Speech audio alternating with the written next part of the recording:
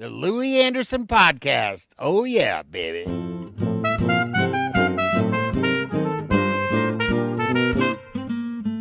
Let me call you sweetheart. I'm in love with you. Let me hear you whisper that you love me too. Hey, Hello? Doug, how are you? I'm well, Louie. How are you doing? Good. You look different, but we'll get into that. Hey, today, everyone, we're talking about VHL, which is it VHLA or is it VHL or The disorder is VHL. The VHLA is the VHL Alliance, which is a nonprofit that does patient outreach, fundraising, clinical care, a number of different things to help not only patients but caregivers, and as well as funds a tremendous amount of research for the mission of curing cancer through VHL. amazing? And Doug, you're part of this because this is a condition you have. Am I right? Yes, myself as well as my son. And how did you find out you had it?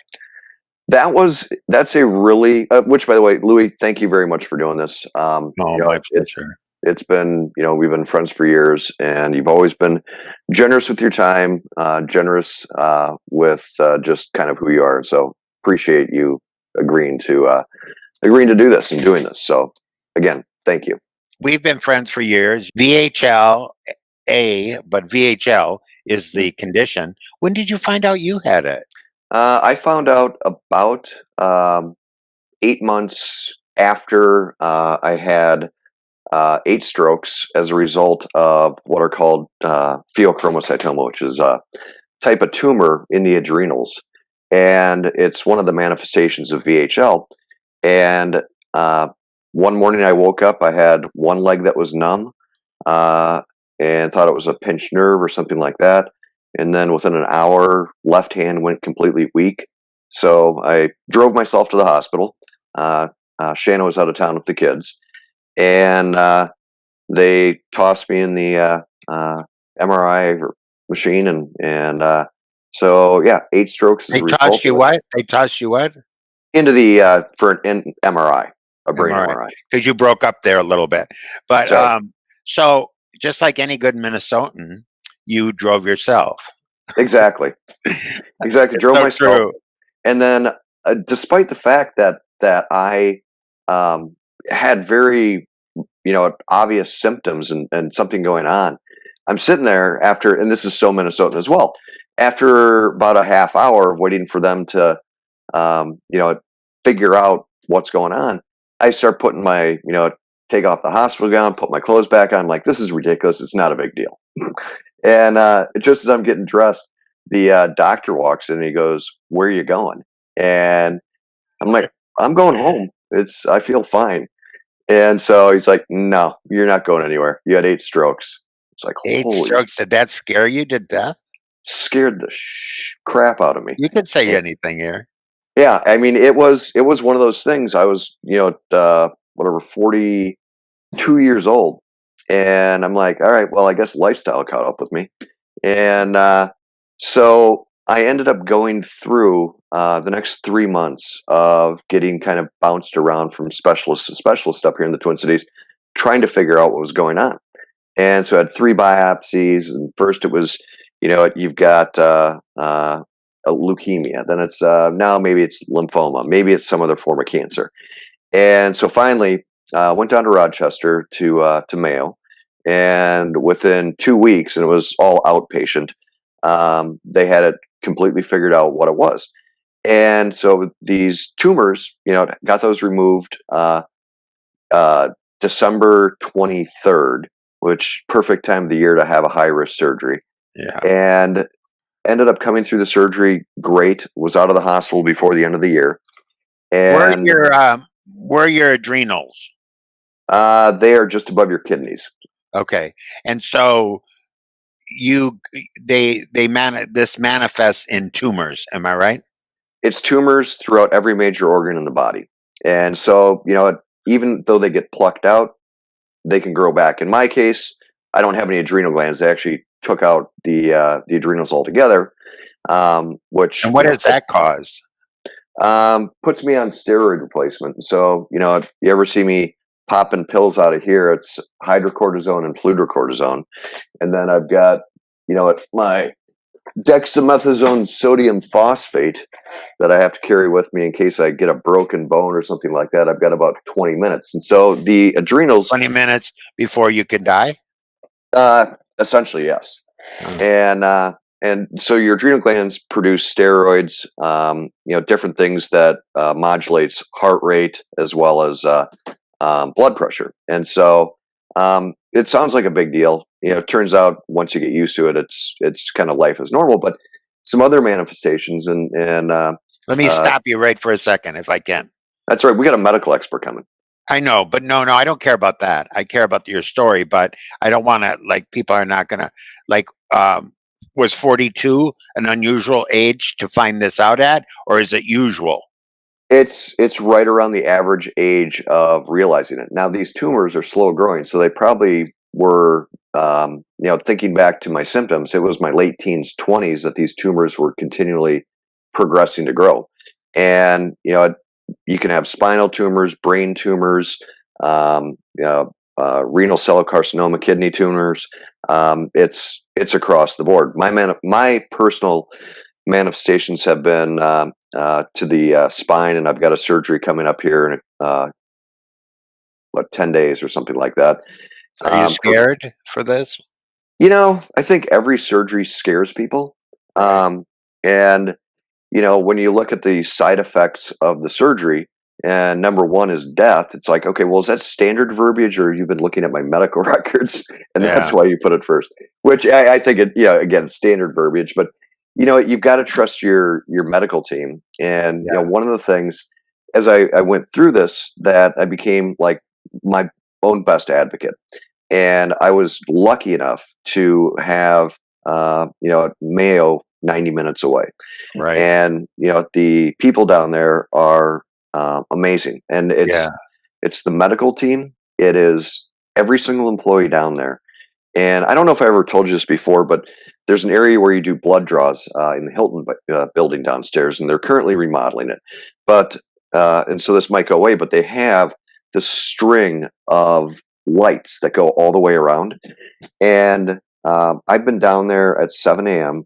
getting ready to do a blood draw, having to come back for a blood draw later in the day, noticed a burnt out light. There's never been one time that I haven't noticed a burnt out light that it hasn't been replaced within a few hours. Wow. I mean, it just goes to the culture of Mayo that is across the board, from medical care to support staff to everything. Wow. So I didn't mean to interrupt you in the middle of it, but I thought that was really important information, that, people knew that, well, we'll be thinking about you. When is that surgery? That is July 24th. July 24th. We'll be thinking about you.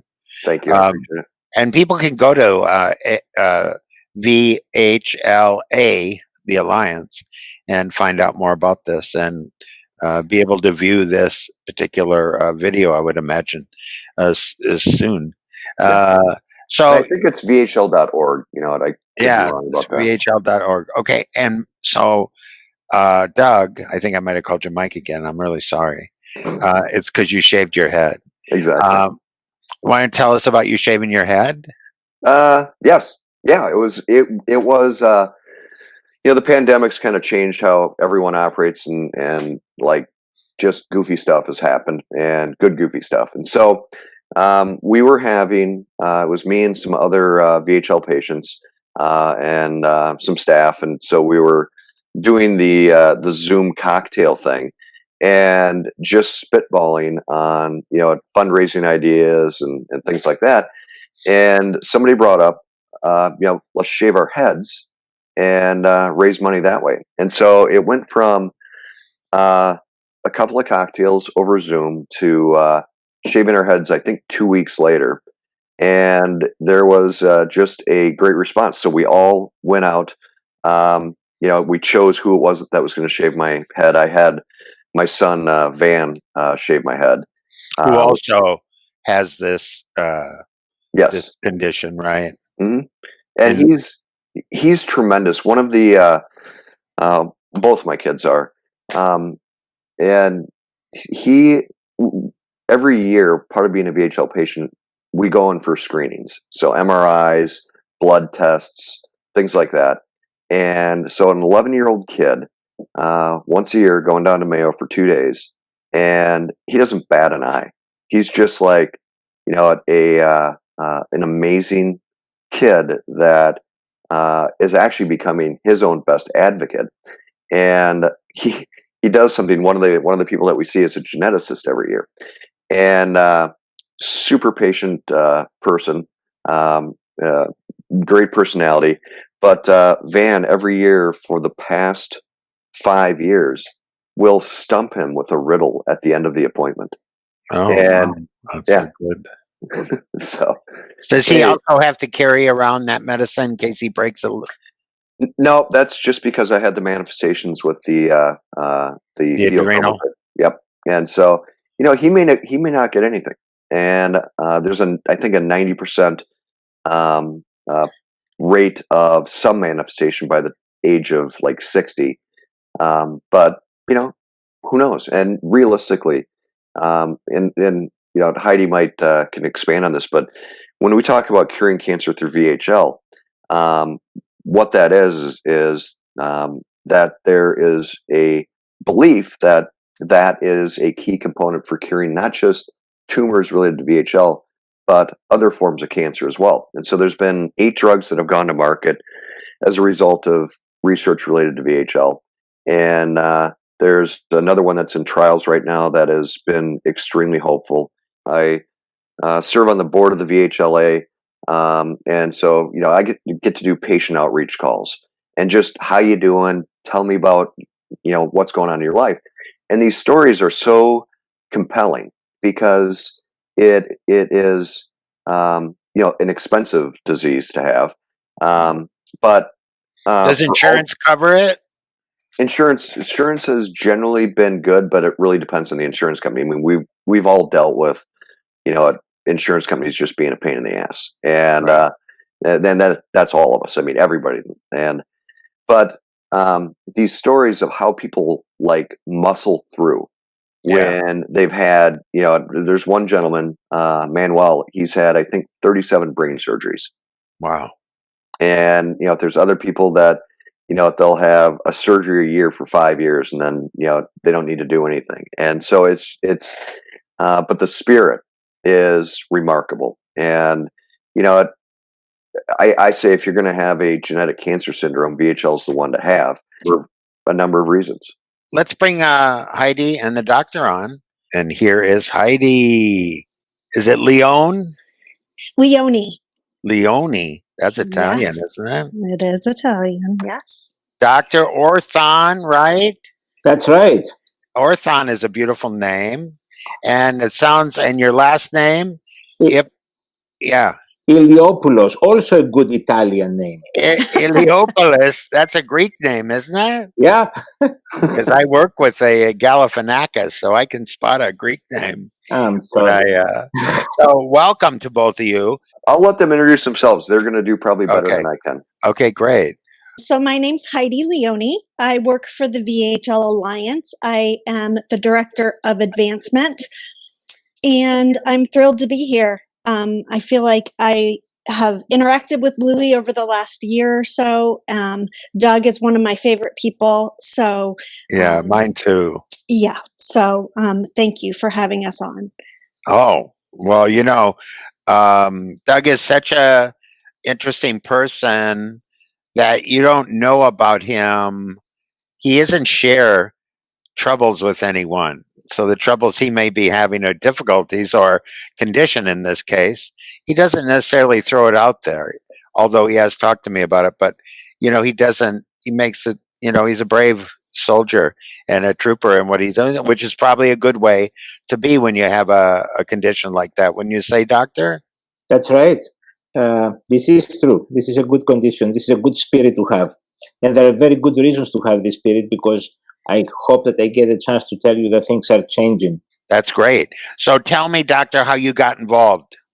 I got involved very early. I was doing my medical oncology fellowship back a few years ago at the Farber, and I I got to go to the lab and work in a new gene. And the last day of my clinical rotation, I saw a family of whole family that had VHL, and it was the first time that I heard my attending say, "Oh, this is a VHL family," and I said, What is this about?"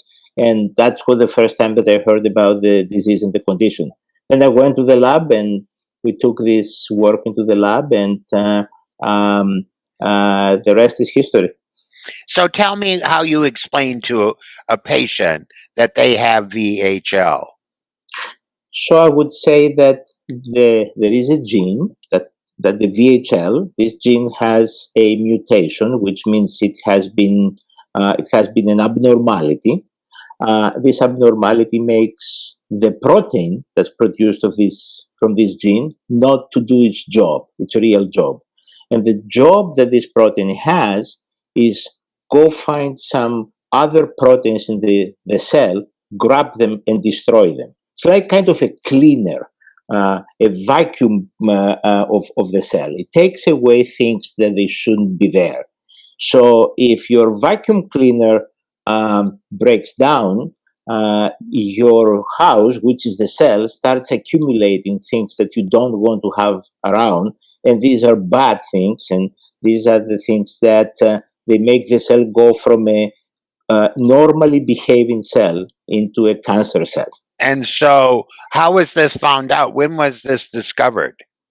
I would say that was discovered approximately at 1998, 1993.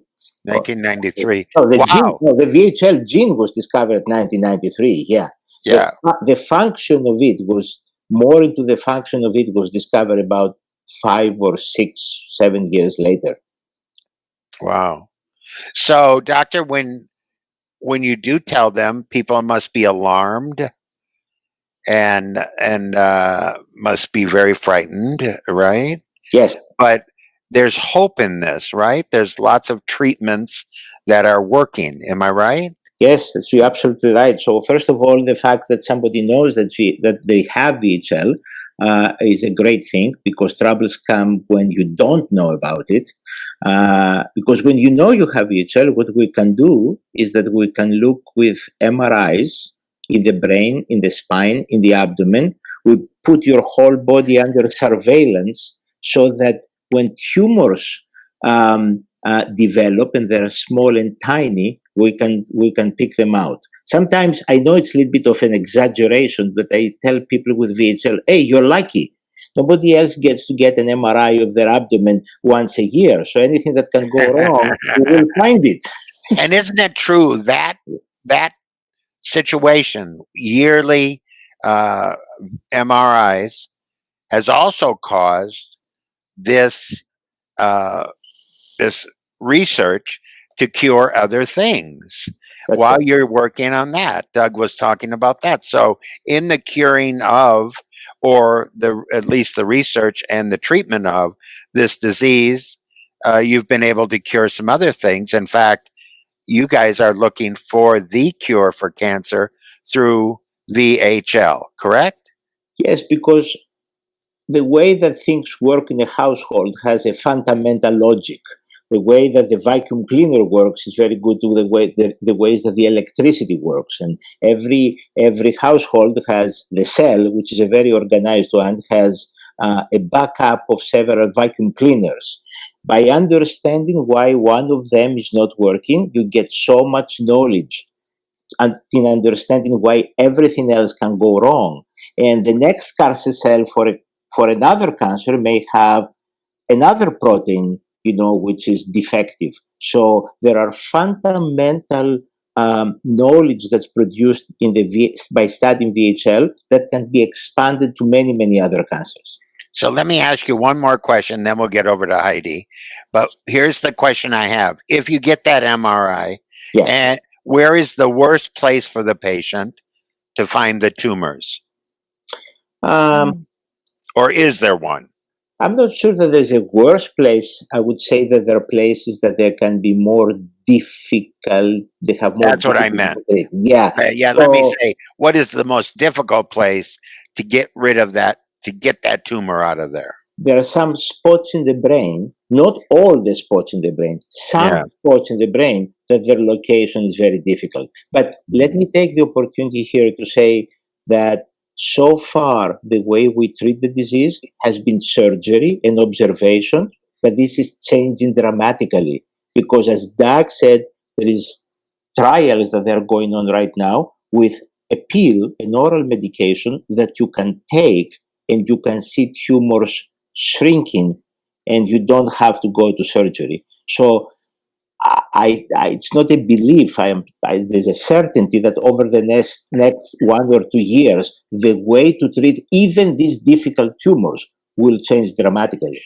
One more thing. Doug carries, what was that stuff you carry with the needle, Doug? Oh, the dexamethasone sodium phosphate. So he carries that with him in case he breaks a bone. Explain why it's crucial. Doug had tumors in the adrenals. The adrenals have these glands on the top of the kidneys that makes the stress response hormones, which is our cortisol. Right. So this is a stress hormone response that our body needs. If something happened to us, we get a bad cold, we break an arm, we had an accident, our body goes into the alarm motion and needs to produce this cortisone. But Doug doesn't have the adrenals to produce this cortisone. That's what makes him a very calm, quiet, and smiling person. I think we should take this adrenals out of a lot of people. That's hilarious. That's good, Doctor. But when Doug runs into a problem that his body needs to mount a stress response, he needs to pop a lot of pills at the same time, or to be ready very quickly, give one of these injections. And what if he doesn't? It could be life-threatening if he doesn't. It can be. His blood pressure may drop at some point. So essentially, this is a hormone to keep up your blood pressure in cases of stress. Yeah, good. All right, Doctor, that's all so wonderful. I'm going to go over to Heidi now. Yes. Heidi, you want to give us a spiel about what you're doing over there? Before Heidi starts, that was so impressive. Thank you for the vacuum cleaner analogy. I had never heard that before, and that was really good. And now you like your surgery more, I know. That's not true, but no, I hope so. But Heidi, go ahead. So I just want to also thank Othan. He heads up the clinical care center at our team here in Boston. Both of us are in Boston at Mass General Hospital. So the VHL Alliance has partnered with several hospitals around the world to do clinical care centers. And the one in Boston happens to be a comprehensive center. I believe the one in Minnesota, one of them in Minnesota is as well. Two of them in Minnesota. Right, oh, actually, no. I think for comprehensive, it's just one. For comprehensive, and what is that? Is that Mayo? Mayo. I'm not sure which one. Doug, do you know? I think it's Mayo. Yes. Okay. But it just means they give even that much further instruction and treatment. Correct. So as you have heard, the VHL, if you have VHL, it affects up to 10 different organs of your body at any given time throughout your whole life. So Doug's going in for surgery again in 10 days or so. And so you never really know. And that's why the surveillance is so important. And the VHL, go ahead. Will Doug have an MRI right before the surgery? Or has he already had it? I've already had it. So, but what they will do is they put a marker in. Oh, okay. So they stick some gold into my spine, and I think they put me in the MRI, place the little marker, and then so the surgeon knows where to cut. Oh, gotcha. And I don't know if I get to keep the gold or not. I doubt it. Yeah, probably not. I doubt it. You're gold enough as you are. Oh my God, I love it. I love that. So Go ahead, Heidi. I'm so proud to work for the VHL Alliance. The VHL Alliance is the lead in the country or in the world for research on VHL. There are 8 different drugs on the market currently based on the research that the VHL research, but they help other types of cancer like kidney cancer and breast cancer. That's So fantastic. it truly our vision is to cure cancer through VHL, and it's truly something that might happen. So Heidi, I'm just going to ask you how we can help. What do we do? What do we do? Do we go to VHLA, the Alliance? Is it .org? Hold on 1 second, Heidi. Then sorry to interrupt, but apparently that's what I do. The Nobel Prize. Can you talk about that for a second? And then I wasn't going to cut her off. I was going to get to that, but go ahead. It's your show, Louie. It's true, but today it's about VHL. So go ahead. You can talk about the Nobel Prize. Right. So we're very excited, and this goes along exactly with what Authon was saying with our research. A VHL researcher received the Nobel Prize in medicine just in 2019. So that, to me, shows that even the world knows how important research is on this gene. Authon, do you have anything? Three researchers received the Nobel Prize, to be exact and accurate. One from Johns Hopkins, one from Brigham and Women's, and another one from UK. So 3 people that contributed significantly working around VHL and hypoxia got the Nobel Prize this year, again, because it's a very fundamental observation. Fantastic. We can find all that out on VHL. VHL.org is our website. Okay. And there's a lot of different ways that you can get involved. And it's all there on our website. You can volunteer, you can donate, you can, there's lots of different ways to be involved. There's awareness activities. We're getting into advocacy for funding. We love corporate support, friends and family, different ways to get involved. So you can go to vhl.org to get involved. You can email me at heidi@vhl.org. And you can also follow us on Facebook, on Twitter, Instagram. And I think what we should do is we should make this video available on VHL.org, where attached to a GoFundMe page so that we can get there faster. So I love it.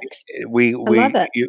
We'll help, we'll make that available because this is fascinating and interesting. I want people to talk about something else if they want to on this particular thing.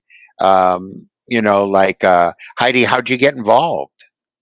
So I've been in fundraising nonprofit work for about 20 years, and I wanted something small, grassroots, where I could really make a difference. I love the people who have VHL are just passionate warriors who, the people are incredible. And I hope to be with this organization for a really long time.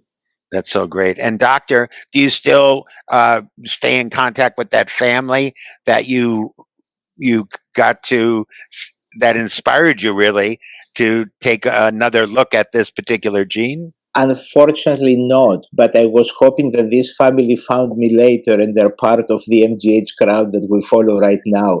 That would be wonderful. Yeah.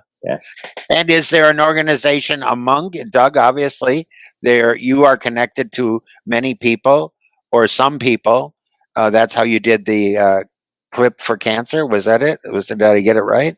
Yeah, within the patient caregiver community, and I the caregiving piece is huge. It's always tougher to be a caregiver than it is a patient. And so it is a very close community. And you know what? We've got our 3M friends that we can call when, normal people, depressed or down or whatever it might be or need help. Since getting involved and getting to know lots of other patients and caregivers, that list has got to be hundreds long of people that I can call at any time and talk about stuff that other people might not understand or wouldn't be expected to understand. And so it is just great to be able to have that sense of belonging and that sense of support.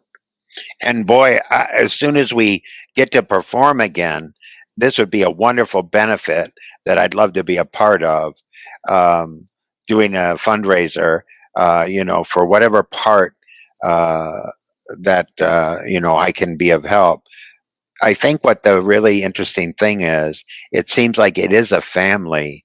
All of you are like a family, and I just I'm moved by it, and I think Doug is such a great person to talk about his own journey with VHL because he's so brave and he's so smart and he's so kind, and I think that he has a he doesn't dwell on it, but he doesn't shy away from it, and I think that's what makes these kinds of things important, and for us to find out what we can do. And I really appreciate everybody taking the time to share this with me as a person. Now I know about this, and I'm rooting for you to cure cancer and to cure this disease.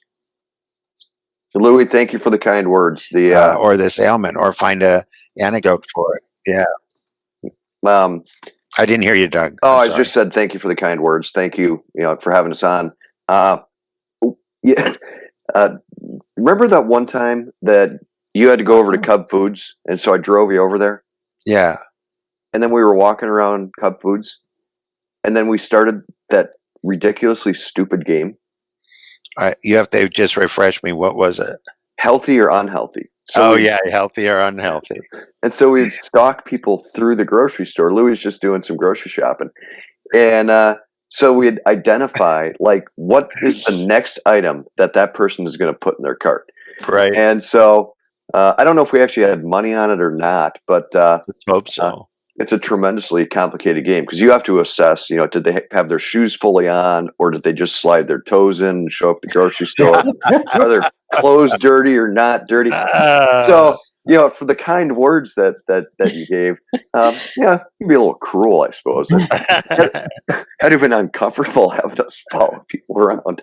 We really had a lot of fun, and I love Cub Foods, but I don't like packing my own groceries. But now, look at this. This is what we're doing because of the pandemic. Yeah.